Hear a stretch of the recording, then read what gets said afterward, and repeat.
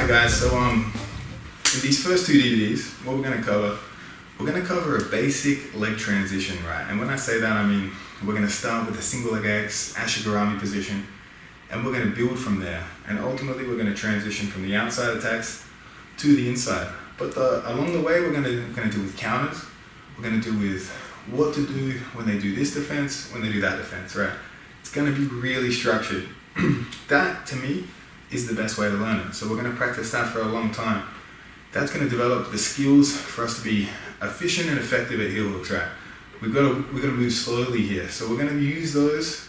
That's gonna be the basic guide for maybe, I would say, depending on how much you train, even 6 to 12 months. You wanna be really effective at that. You wanna always know where to go, right? The entries, that's what we're gonna work in the second DVD. We're gonna look at some interesting positions. You're gonna see heel hooks can come up from just about anywhere. Some of those entries are gonna take even longer. You're gonna have to be really effective at heel hooks, at the basic heel hook, the basic finishes, and at keeping leg control. Keeping leg control, again, that'll be the first DVD. That'll be once we've got a leg, how do we maintain control throughout all the different transitions? And that'll be switching between the first leg and the second leg. Sometimes we attack an outside heel hook on the left, then we switch to an inside on the right. Sometimes we can switch outside to outside. But again, that's basic. The second DVD, the entries, that's gonna take a lot more time. We're gonna do some entries from the knees. We're gonna do some entries from a standing single leg X. This position we're gonna cover in depth in DVD 2 is gonna be called the reverse X. So that's gonna be a relatively new position for most people. Some people would have seen it from single leg X, but very few people have seen it from the butterfly guard position or the half butterfly guard position. If you wanna see how I use that, you can look at my matches with Nathan Orchard. I was able to get a reverse X finish on him. And even in the recently against Leandro Lowe, I was able to utilize sort of the reverse X position. So it's like we really have a structured learning phase, and then I want you to make these techniques your own. So we use the drilling period. So when you learn these techniques, obviously you drill them for a long time, that gives you the skills and the movements. That means we can now do the techniques, but we don't have timing. So obviously practice these moves until you can efficiently do them. And then don't take these moves and try it at the higher level opponents. We want to take it to the lower level guys in the gym. And I'm not asking you to go out and apply heel hooks to white belts and try and injure them and stuff, right? What we want to do is we want to practice the entries and the control to develop our timing. So you could drill something for 10 years, right? That means you're going to be really effective at that movement, but that's not going to give you timing. And the way I like to think about it is you could have a perfect move, but if you use it at the wrong time, it's not going to work. You could be pretty okay at a move, but if your timing's perfect, it's still gonna work, right? So this is a long process. So take these techniques, practice them until you're efficient at the movement, then take these techniques to lower level opponents. Then we start developing timing, and then we climb the ladder, right? So this is a slow process, right? I don't want you to think that, especially in the way most classes are structured to appeal to a large number of people, where we change techniques every day. You wanna be drilling these for a long period of time. That's how you get effective at it. So again, some of the moves are pretty complicated, especially in the second DVD. Don't get frustrated. Expect it to take a long time, and eventually we'll get it down. I'll just add one more thing, guys. There's a lot of contention within the jiu-jitsu community about leg locks as if they're some separate part of jiu-jitsu, and as if the guys that go for leg locks only go for leg locks, and as if the traditional guys only use traditional jiu-jitsu, right? I want to say that the balance is in between, right? Like everyone knows of a backstep heel hook. Like I'm passing the guard and I backstep. If I'm not really trying to pass the guard, it's going to be obvious my intention is to backstep. They'll see it a mile away. So if I am, as the traditional guys say, one-track minded on leg locks, they're actually harder to get. I'm never going to find them, right? If I'm playing guard and I'm just looking for leg locks, guys see that coming, they shut it down, right? If I'm playing I'm trying to sweep, maybe I'm trying to turn things into takedowns, maybe I'm even playing a traditional closed guard position, and I take the leg lock opportunities as they come, rather than just force and only do leg locks, you'll have much greater success, right? So I think leg locks have come in a big way recently, right? So I want to say that they're not something separate to jiu-jitsu. Say when the berimbolo came out, a lot of traditional guys had a problem with the berimbolo. They were like, I don't want to add that to my game.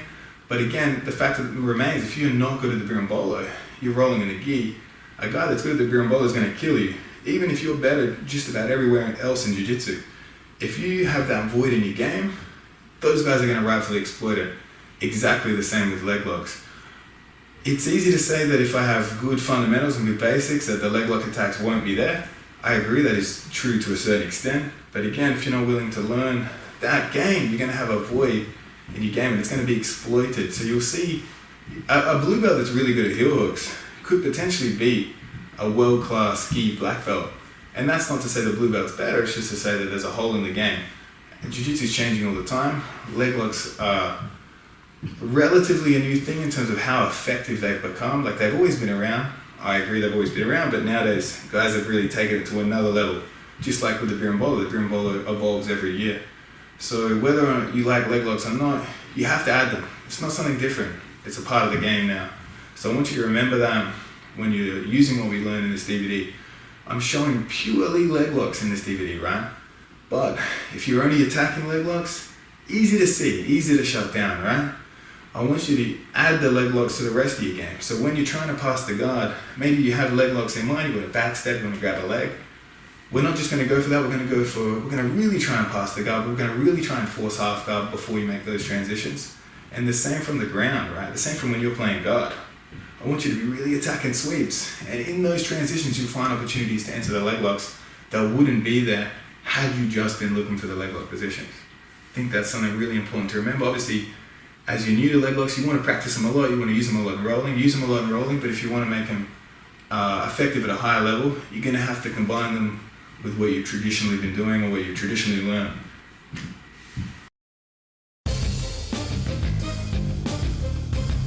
Alright guys, so let's look at a basic concept that I like to use for attacking leg locks and defending leg locks. And what I call it is like either two legs inside their two legs, or if my two legs are outside their two legs. So say if we're both on our butt here, say we're having a battle for leg control, whoever gets two legs inside is going to be safe. So I'm pretty safe from just about all of the leg locks from the other end. And for me, it's quite easy to slip in to a leg lock attack myself. And this goes the same as if like, we can use this defensively too. So obviously you could use it offensively, like because a lot of guys like to pass the guard. Imagine I get two legs inside and we fall back for leg locks. So we can use that offensively, but also keep it in mind defensively. So like if my opponent has really good leg locks, I'll try and always keep two legs inside. There's always going to be a danger one leg outside. They might invert through, or if they get two legs inside, they might get to single leg X and they can start to attack theirs. So for me, from a defensive standpoint, if I want to keep clear, I'm always working two legs inside. So even if one leg ends up out, I'll try and pummel it in. And it's the same if we reverse rolls. If my opponent on top is really good at leg locks, I'll always try and play inside. I'll never leave a foot hanging out. If a foot hangs out, they grab that, they sit back. So that's sort of loosely the concept I want you to think about playing with. And a good way to do that is from double guard pull. So a game I like to play is we start here and we both battle until one of us gets inside leg control. So this is the very early stages of leg pummeling. So if we did the drill, we usually start one leg in, one leg out, and now we both attack. So we're trying to kick legs clear, bring it in. They might pummel it back, and we keep having this battle until one of us gets two inside.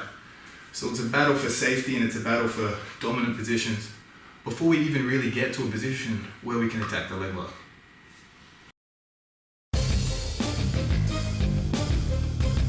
Alright, so continuing on from the leg pummeling, let's imagine we've pummeled, we've got two legs inside, right?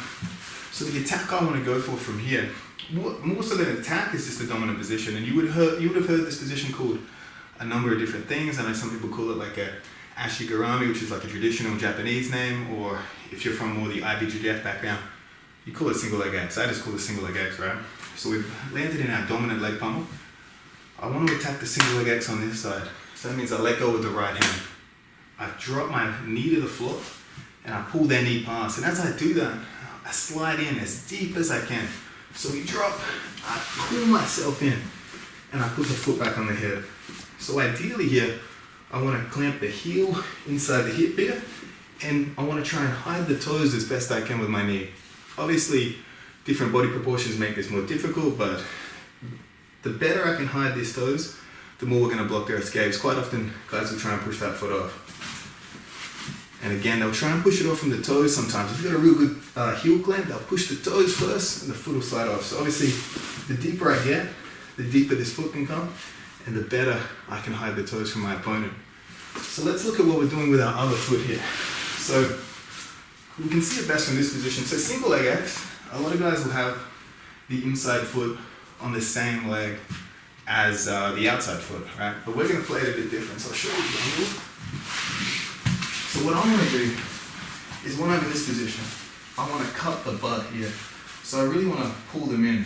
And again, this not only traps their hips to us, it also protects our foot, because if I leave my foot on the inside here, guys can actually do this. Like it's like a heel hook here, and it comes on real quick because we're actually trapping our own foot. Or another thing, guys, they'll just go for a regular toe hold from here. And especially if I'm going for like a straight ankle lock and they grab a toe hold, that's going to come on very quick. It's going to do a lot more damage than my, say, straight ankle lock grip. Obviously, if I had an outside heel hook, it's a bit of a battle there. Sometimes I think the toe hold will come on quicker still. So unless you're willing to not tap to that, I would hide that foot. So again, just like we're talking about, this top foot is as deep as possible. Our butt is as close to their butt as possible. We don't want to be out here, right? If I clamp it out here, they can straighten their leg and they can pull their leg out better. So if it slides out, right? The closer I'm in, the more bend we create in this leg. We can create that bend with our hips here. So I can apply a bit of hip pressure, it bends their knee, and it's very difficult to pull out a bent leg here. They want to straighten the leg to pull it out. So now if they try and pull out the leg, they sort of pull me with them. If the leg's straight, it's hard to hang on to this. Even with a straight ankle lock grip, they can slide that out. So again, sometimes when it's dry early in the match, those things aren't as important, but as time goes on, as we get sweaty or maybe they shave their legs, all those details need to be perfect. So again, we're hooking this butt cheek here. We're hiding the top foot. My butt is close in, and I apply a bit of hip pressure into the knee. I'm actually resting. We switch the angle. I'm resting onto my shoulder here. So I tuck the elbow, and I'm on my shoulder. So I'm applying hip pressure in. And I'm not applying hip pressure in a way that pushes me away. The hips are coming in just like an arm bar. On the shoulder, on the elbow, we're trying to hide the toes. We're hooking the far butt cheek here. And that's the basic positioning, the single leg X or Ashigarami if you prefer to call it that. But that's how I try and clamp them there. So that's where we're going to build. We're going to build a system that progresses from the outside heel hook all the way through to the inside heel hook. And along the way there'll be lots of stops. We'll counter their counters, and we'll look at different ways to apply the heel hook.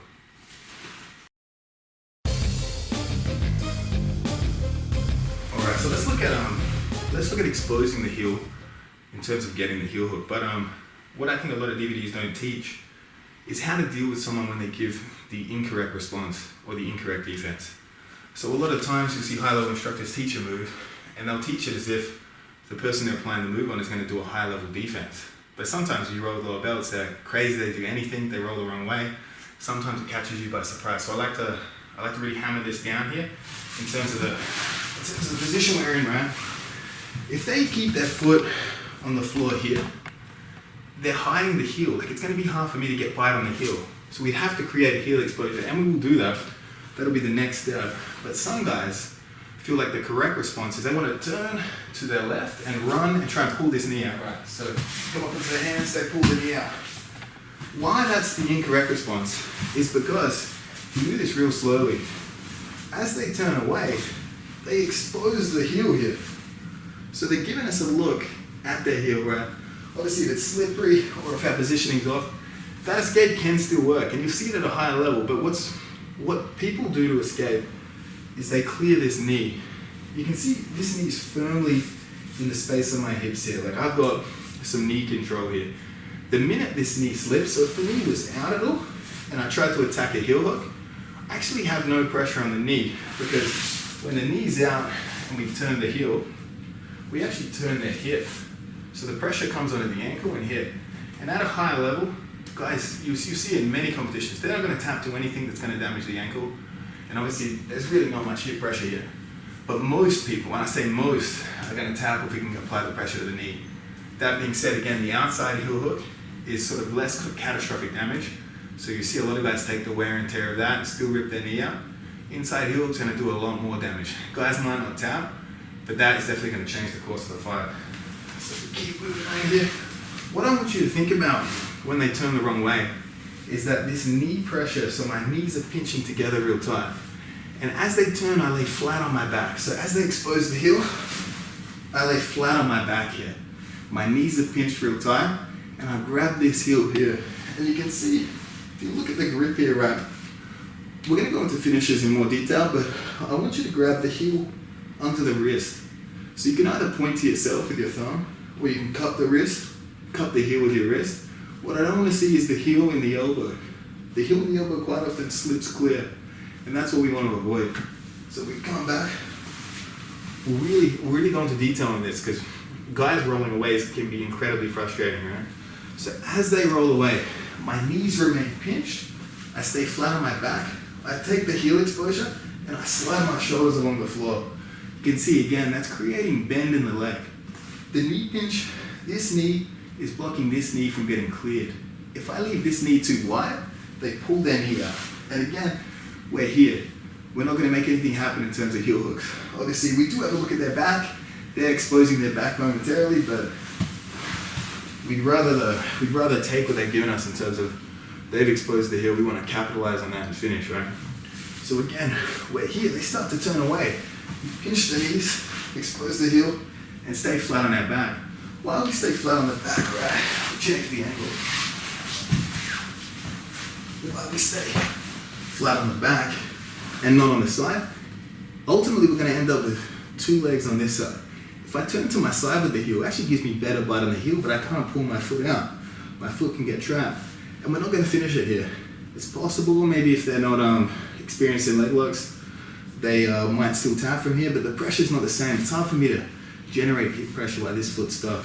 So what we want to do, we want to finish off. We go back, roll it down. We expose the heel, stay flat, and drag our shoulders in. And you can see, it makes it quite easy to get this foot out. But this part isn't simple either. In terms of throwing two legs to the outside, I don't want to go wide.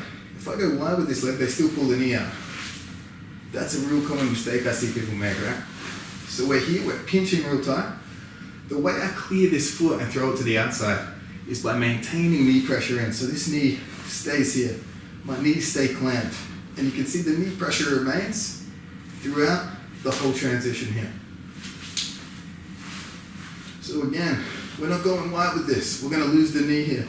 This has to stay tight. So we pinch, and the foot comes out, but the knee pressure remains in. And we land, and depending on body size, we change the angle here. So we come back up. So we've got the heel exposure again. We can either do the thumb, we can cup the heel with our wrist. We've got the clamp. In terms of how we want our legs to finish, I end up with, it's like a half body triangle, right? We're not going under the knee here. It's actually a little bit looser. It's hard for me to keep the clamp, and I find their knee slips out. What I want to do is this half position. So it's not a closed guard.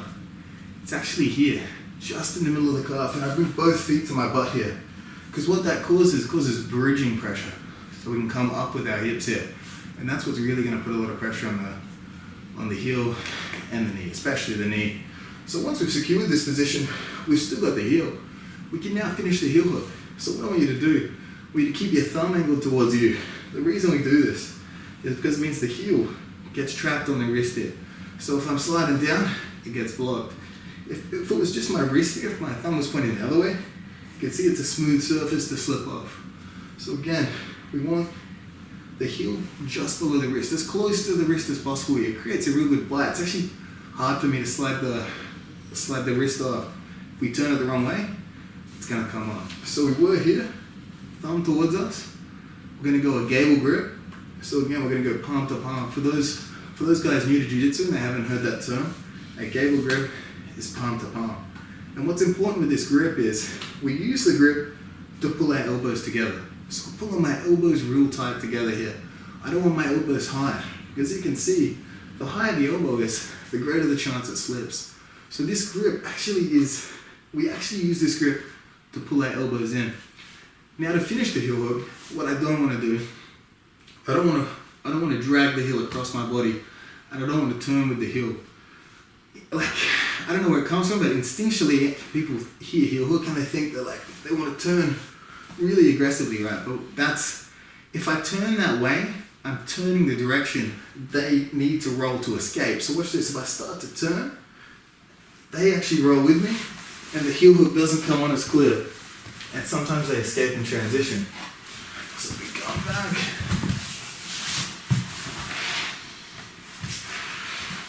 So they gotta roll. Again, heel explosion, knee pinch. So what I want to do, once I've got the grip, I want to drag the heel to my center line here. So I want to drag the heel this way, and I want to turn my shoulders this way as I lift my hips up. So we lift the hips, we drag the heel, and we get the tap. So you can see the finish there. We won't go over it too much, but if you think about this, right? The shoulders, so the toes are trapped in the armpit. When my shoulders move this way, it drags the toes this way. When the hand, the cable grip, pulls towards the center line, we've got a force going in a different direction. So the foot's turning like this, right? If we didn't move the shoulders, it's just the heel coming up. If we combine them both, we're actually turning the foot, the ankle at a real aggressive angle. And then when we apply hip pressure, it really drags a lot of the force onto the knee. Without hip pressure, quite often, guys, we'll still be able to roll. So you can see this, right? So we're coming back to the position. So this is our finishing position. If I just turn, they can actually still manage to move their hips a bit here. If I lift my hips, right? So if I lift the hips and they try and roll, it actually applies the heel hook to them. When we lift the hips, it's as if they have to roll over something. So we'll do it one more time. So again, this is what we're doing. Like, I consider this the wrong response because it's a high risk move. But again, if it's slippery, if you need to get out, if you need to make something happen, it's definitely a viable option, right? So we're in our heel hook position. They start to turn. We want this knee pinch tight. And again, I'm dragging my shoulders and taking the false grip. If I don't drag the shoulders, the legs stay straight. So I'm dragging to this angle, right? Again, back's flat on the floor, hips are flat on the floor. Knees are pinched. Knee remains pinched as we pummel it. So again, we're not gonna go wide. We keep the pressure and we go to this half body triangle position. Connect the gable grip, and again, heels below the wrist. It's not in the elbow slips. We lift our hips, shoulders come to the side, and the heel comes to our center line. And it should come on with not much force at all. What I will say, and we'll add one more grip here, right? And this does come up a lot. At a high level, guys are pretty mobile with the ankles. They can slip the heel, or it's slippery, right? So let's look at it. If you just turn it that way. Ideal world, this is where we end up, right? Sometimes in transition, it does end up in the elbow. If it ends up in the elbow, we don't want to use a gable grip. You can see all that space there. They can rotate your ankle here. Even when I pinch my elbows together, there's all this space. So again, rather than landing here, readjusting back to here, giving them opportunity to escape, if the heel slips, instead of gable with all this space, we're going to go to a butterfly grip. So I'm going to slide our wrists together. We're going to grab the top of our forearms and use that to pull our elbows together. And you can see there's no space there now. Again, I wouldn't use this as the first option because I feel like we don't want to aim for the elbow because there's still a higher chance of it slipping out. I like the idea of aiming for the wrist, and if it slips, gives us a second look. Obviously, if I aim straight for the elbow, we miss it, we got nothing.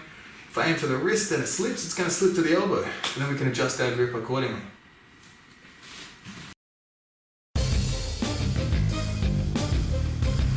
Alright, so we covered what to do and how to attack if they try and turn and run away. You'll see a lot of experienced Lego guys. It looks like they're just hanging out here and being comfortable. It almost looks, sometimes you see it, you think, oh, is this guy being arrogant and not actually trying to escape? But what they're doing is they're hiding their foot along the floor here, right? Because it's hard for me to expose the heel. But we're going to do a little trick to expose the heel even though they're hiding it here, right? So again, you might see in some matches, guys are really comfortable hanging out here defensively, and that's because they're not respecting the opponent's heel exposure. But we're going to do a little trick to try and get this heel off the ground. And again, get the heel on the wrist, not the elbow. What we want to do, we've landed in this position, obviously everything's clamped tight, our knees are pinched, we're really close, we're butt to butt. What we're going to do, we're going to drag our elbow in and fall to our shoulder. And I'm going to lift my hips up just to put their foot inside my elbow gap here. So where we want to place it is just here, right? So we haven't exposed the heel. It's sort of like a pit stop between the heel exposure and the initial defensive position. And again, no matter how big they are, like, I want you to move your hips up and you can lift the foot. So get your partner to try and keep his foot on the floor. Your hips are going to lift it. They're going to lift it at least enough to put our elbow under there. So again, that's step one. It's like a pit stop. It's like in between. We're securing it, but we're not actually completing the position yet. So again, we fall to our elbow and our shoulder. We lift our hips up. When I say up to the sky, not up and in like an armbar. So up, and the foot slides up here. Now what we want to do, we want to drag our hips forward and turn our hips over. And the idea is the toes are going to remain trapped, but the heel is going to slip out. So if you guys watch this, if you can zoom in here, if you can see how the heel's on the floor, but the toes are still in the armpit. So we'll do that one more time. So we're here again, we've gone to this pit stop position, so their foot's on the floor. We drop that elbow and shoulder, I lift that foot up, and now my hip is going to rotate. So my hip rotates up and over, and my elbow slides back. And the heel slides to the floor, and you can see the heel is in the wrist. The toes are trapped, and we've got this cupping grip on the ankle. From here, we can secure the gable, and again, we're applying the finish with our hips in and heel up. I'm not rotating away. I don't want to give him a chance at escape here. So again, for the finish, it should come on real quick here. Something to remember again, with the grips, pull your elbows together. Always get in the habit of pulling your elbows together. So let's look at it one more time. Let's look at what people mess up when they start practicing this heel exposure. What they end up doing is they try and reach their hand behind them here. So they'll lift up, they'll pull their hand behind, and they'll drop their hip.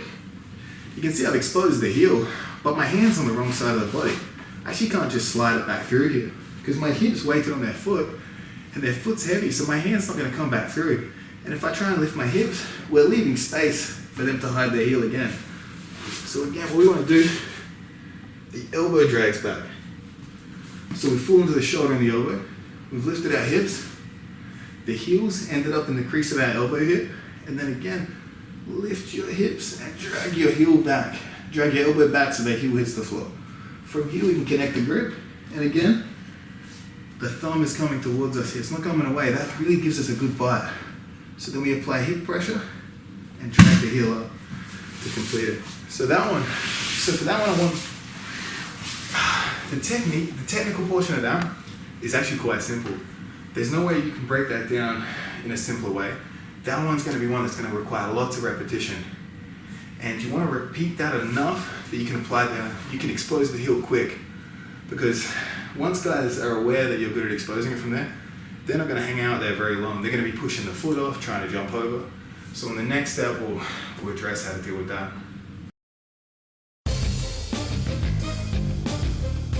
Right, so we'll follow on from the last sequence of exposing the heel when they're on their side. We'll look at some things they do.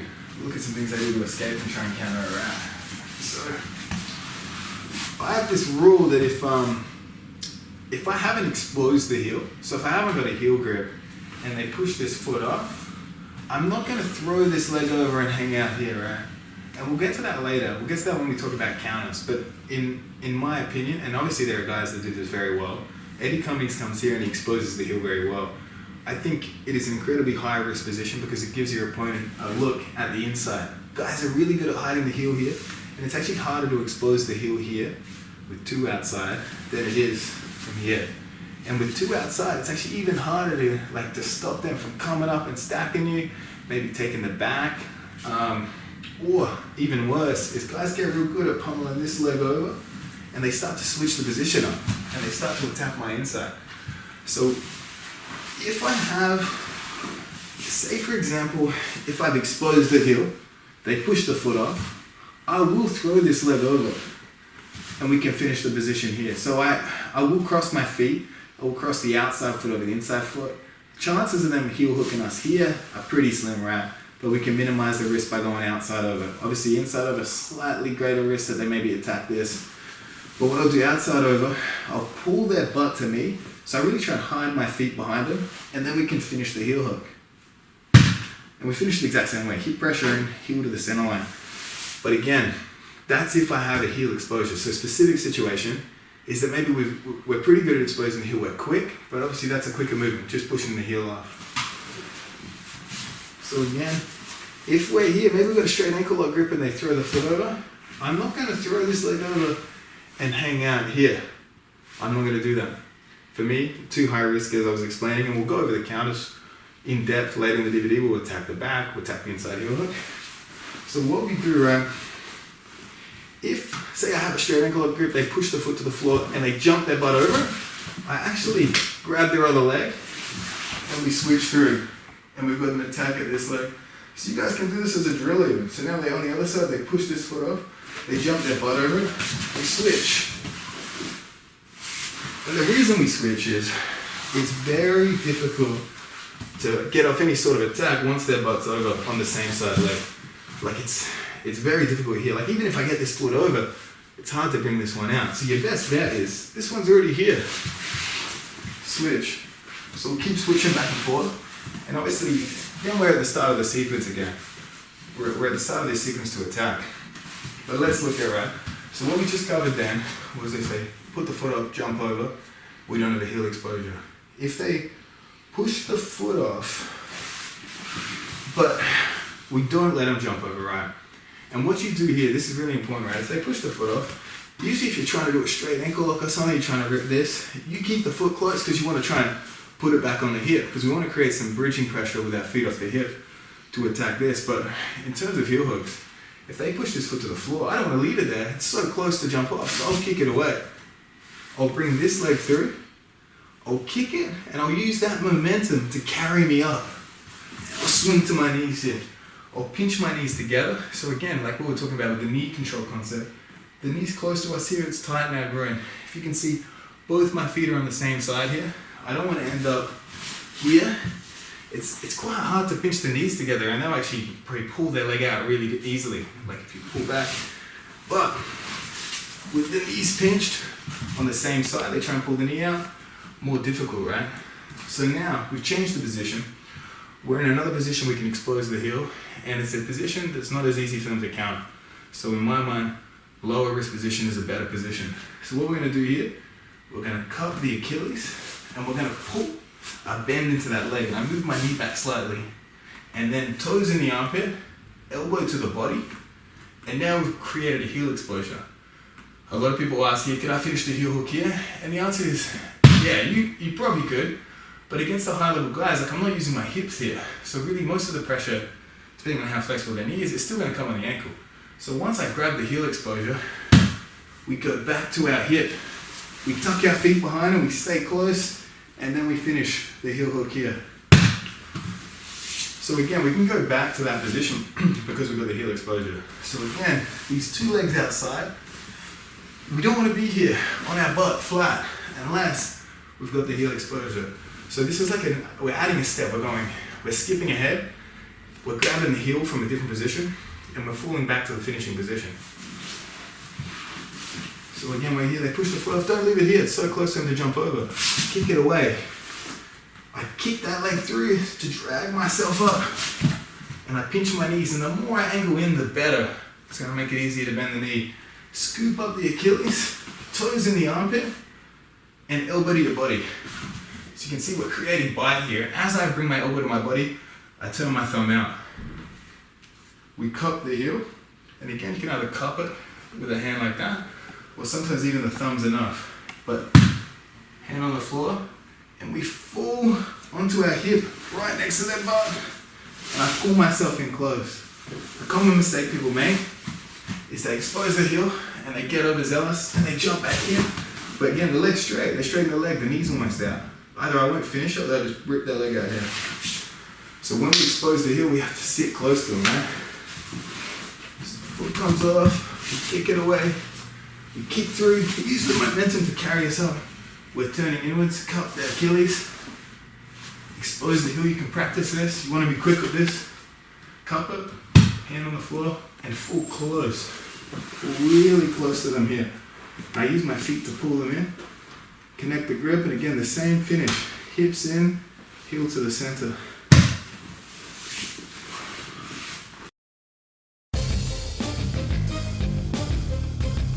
Alright, so we'll continue the sequence. So we made it all the way through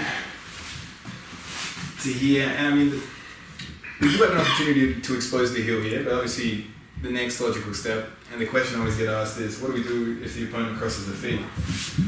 So if you are bigger or stronger than your opponent, there is still a chance that we can use that elbow to clear and still cause a heel exposure here.